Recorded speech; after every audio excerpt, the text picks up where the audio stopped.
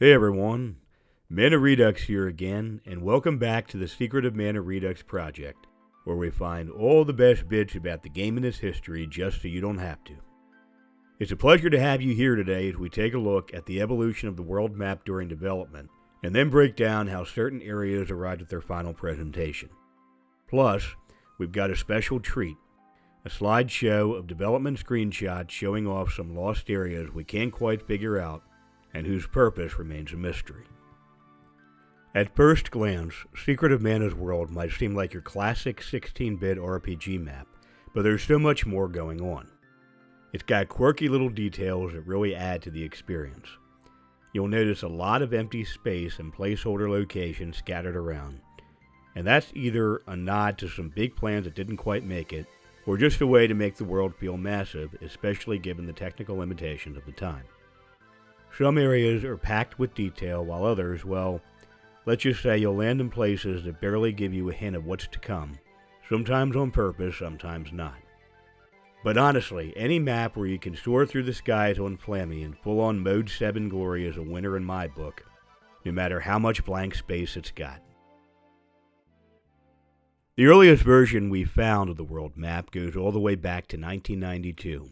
And it was featured in Japanese promotional materials through early 1993.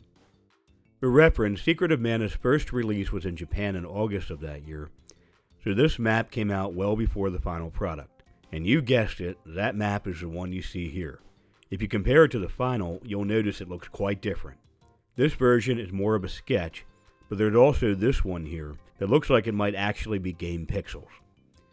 Most of the locations here show up in the final map, but there's a few notable omissions. For example, this island here doesn't match anything on the cartridge. It could be an early version of the Gold Isle, but we can't really be sure. Then there's this island that could be an early take on the lighthouse. But the real mystery is this volcanic island here. We've got stills of Flammy flying over it, and it looks like it went through at least 2 stages of development. One with a big town and one without. That suggests it was being worked on for a while. This island looks a lot like Buka Island from Trials of Mana, and it's easy to imagine it may have been scrapped here and later reused for that game. After this version of the world map, the island just disappears. This concept map eventually led to a more refined version later in 1993.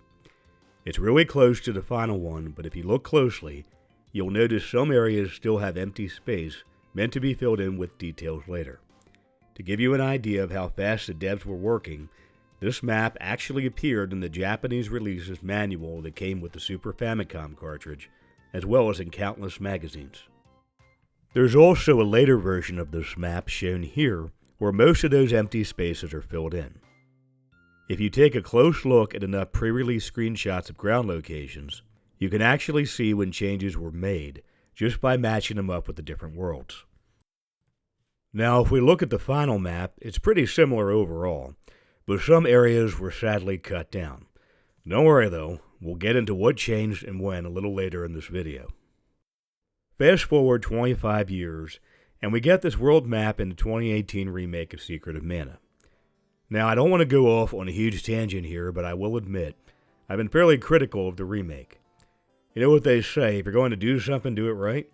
It's tough for a new player to really get why Secret of Mana was such a classic just from this version, and the world map is a big reason why. It doesn't have the same sweeping feel or attention to detail as the original, and ironically, the original map feels more alive and realistic, even though it was built on much older tech. Now that we've gotten a solid overview of how the world map evolved, let's take a look at how some individual areas changed over time. You're probably aware that Secret of Mana is pretty much Zelda meets Star Wars, except, what it isn't. So of course there's an evil empire, and it lives on its own continent. So this is likely the empire on the first world map. By the way, huge thanks to Q of Secret of Mana Turbo and New Vegas anti-crash fame among others for helping me figure out where everything is here. By the time we hit the next map, the Empire has split off from the lofty mountains and become its own continent. You can actually see where the grass was cleared to make room for new content. Now if you take a look, you'll notice this next map is a lot more detailed than what we ended up with on the SNES version. Both Northtown and Southtown were seriously bigger here, and there were some islands that didn't make it to the final cartridge. The one between Northtown and Southtown can be seen in a B-Jump promotional video. The Northtown Palace is much bigger in this version compared to the final game, and there's also a large area to the east that ended up being scrapped entirely. The numbers on the map match up with the Northtown ruins, which suggests they were planning a larger scenario here. By the way, for more on Northtown, see our first video in this channel. Southtown was also way bigger here, and the cannon travel was located far from town. You can see that here, and check out how a river runs right through the city. The world map's globe was coded for the Empire as well.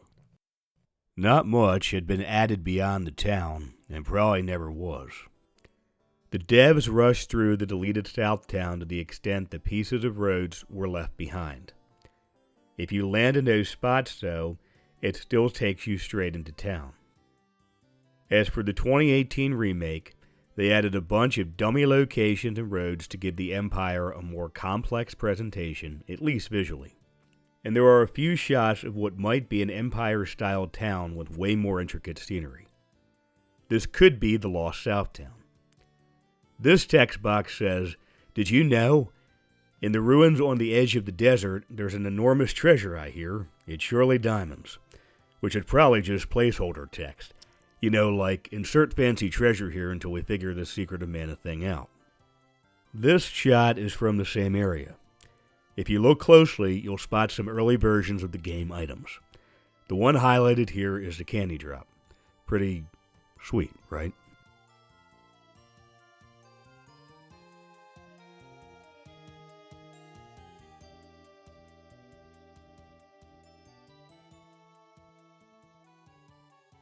Moving on to the Gold Isle. It didn't start out as a Gold Isle. It was initially a cannibal island until late in development. You heard that right. Dengeki Super Famicom from June 11th of 1993 had features on many of the game's locations, and this is what is said about this place.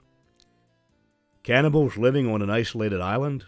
There's an island floating in the center of the map. It's pretty big as far as islands go. It probably has a village in at least one dungeon. Most likely, you won't be able to get there without Flammy because of the surrounding cliffs. The inhabitants seem to resemble natives from the tropics often depicted in photographs. This is how the island changed over time. Note how the city is absent until the final map.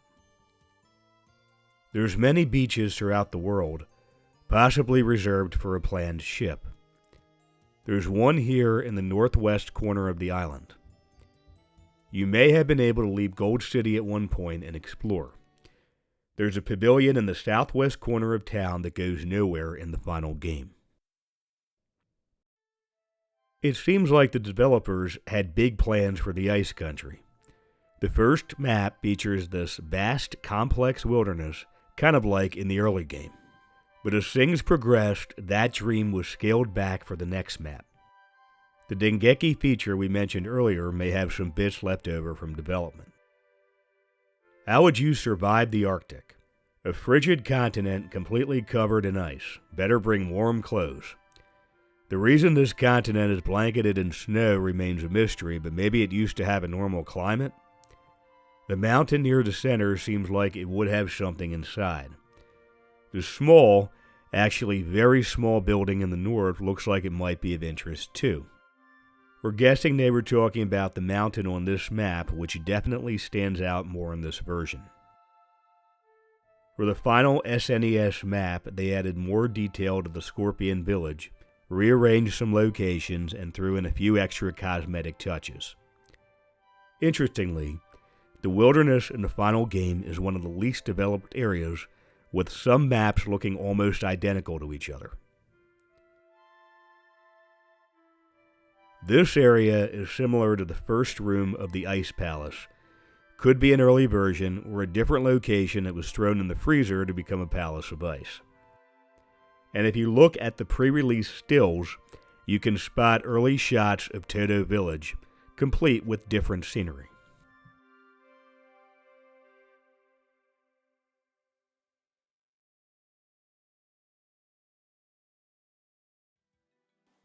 On the first map, Kokora is basically just a blob with only the town and the Moon Palace marked. In the next map, there is more detail with the terrain, and now the Fire Palace is positioned where it is in the final release. However, there is still no footpath to the Moon Palace. This was eventually fixed in the following map, which trimmed some space north of the Moon Palace and added an entrance.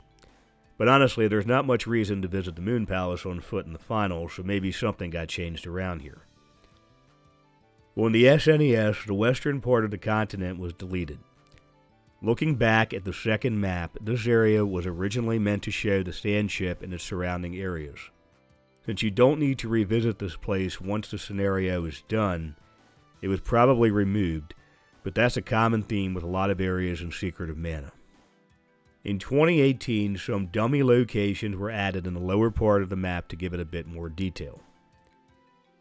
Let's check out what Dengeki Super Famicom had to say about this. An entrance to the depths of the earth suddenly opened in the desert. A huge hole appeared in the middle of the desert, way bigger than anything else on the map. Could it lead to an underground world like in Final Fantasy IV? If so, maybe there are others like it scattered around. The area is surrounded by rocky terrain, so you'd only be able to get there from above. Better call Flammy then. This pre-release feature gives us more insight into what the developers were aiming for. There's a signpost all the way out here, but it looks like it's made from metal. It's a little rusty, so does that mean there was an advanced civilization here long ago? These signs don't appear in the cartridge, and probably added some flavor to the Moon Palace scenario at one point. Remember, Charon the Ferryman doesn't even know what a planetarium is, which suggests the Moon Palace's star projections are leftover tech from an ancient civilization. It's a bit like the video orbs in the lofty mountains, hinting at a forgotten time. Here's Prim in something that looks like the sand ship. And finally, we get a rough version of the Moon Palace with robin foots. It's hard to say for sure if there were lofty plans for the lofty mountains, but let's take a look at the earliest map. Besides the placement of the mountain and the town, it seems like the general concept was already in place. Even things like the caterpillar forest in the bottom right and the waterfall on the left were there from the start. In the next two versions, things were similar to the SNES, though some locations hadn't been placed yet. Looking at the final world map, it seems like there were probably supposed to be more paths.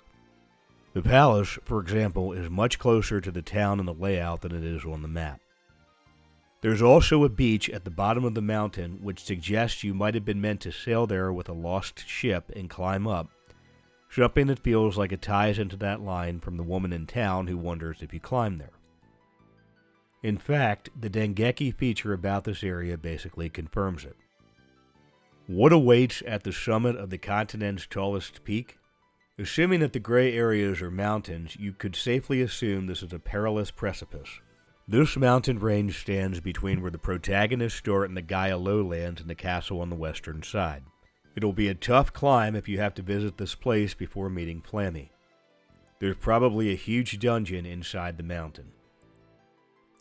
I've always found the Lost Continent to be an unsettling place. There weren't many 3D-ish video game maps back then that featured these vast, empty, weirdly colored land masses, especially when the rest of the world felt pretty familiar. Definitely not a place I'd want to stumble upon while parasailing. Let's dive in and take a closer look. The continent only shows up on one pre-release map out of the several that exist, so there's not much known about its development. The Tree Palace, Underground City, and Grand Palace all end up being a bit of a jumbled mess of plot points and loose ends that get tied together at once, with some completely unrelated areas stitched in. It seems like the scenario was constantly shifting, with some deleted rooms left out of bounds. One thing that remained mostly unchanged throughout was the Pure Land. Interestingly, The idea behind the Pure Land is close to the forest in Final Fantasy V, which was being developed around the same time. Unfortunately, the developers weren't able to fully realize Taznica as they originally intended. The first map suggests they had big plans for an intricate scenario. By the second map, though, things were already scaled down closer to what we see in the final version. Like the Empire, Taznica got a little more attention in the next map. But by the time the game was released, it was cut down to just one castle. In the 2018 remaster, dummy locations and roads were added to flesh it out a bit more, turning Taznica from just a castle on the water into something more detailed. Now let's take a look at what Dengeki had to say about it. A huge castle surrounded by walls. Considering how long it takes to run around, the castle must be huge. The town beneath the castle is also surrounded by walls, as if to protect the inhabitants from something. This isn't the only castle, of course. Several countries probably rule on this continent, but do they all get along, or? We've already covered the upper land in a previous video, so the only area left to discuss is the first area of the game, the Gaia Lowlands. The developers spent way more time on this area than any other, so we'll be diving into that in our upcoming videos. To wrap things up, we'll showcase some screenshots of areas we can't quite place yet. We love a good mystery, though. Alright, so this castle, or is it just a really fancy rug, doesn't look like anything we see on any of the maps. It's almost definitely from an earlier stage of development.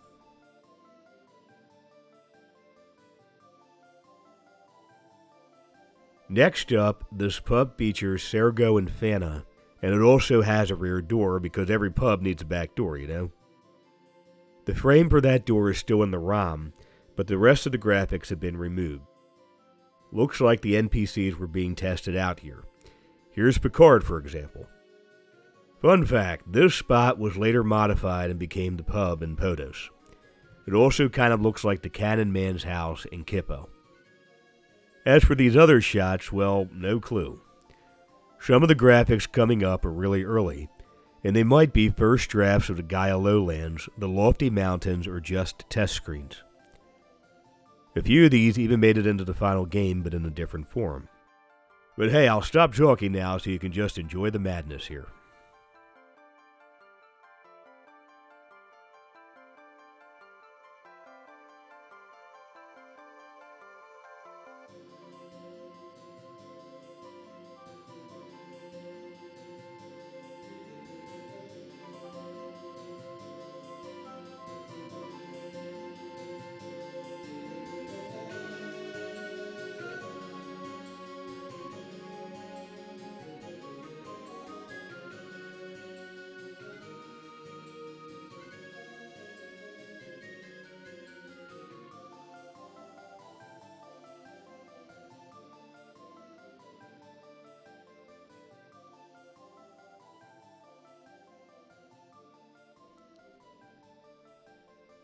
Now about this next one, all three characters rarely interact with water in the final game at the same time. We've also got some early concepts for fences, little rivers, and areas that would require the whip. Definitely an interesting look at what may have been. We hope you enjoyed this video, and we'd love for you to come back soon. Don't forget to check out our website at manaredux.com when you get the chance. Be on the lookout for more videos coming soon. Thanks for watching. Until next time.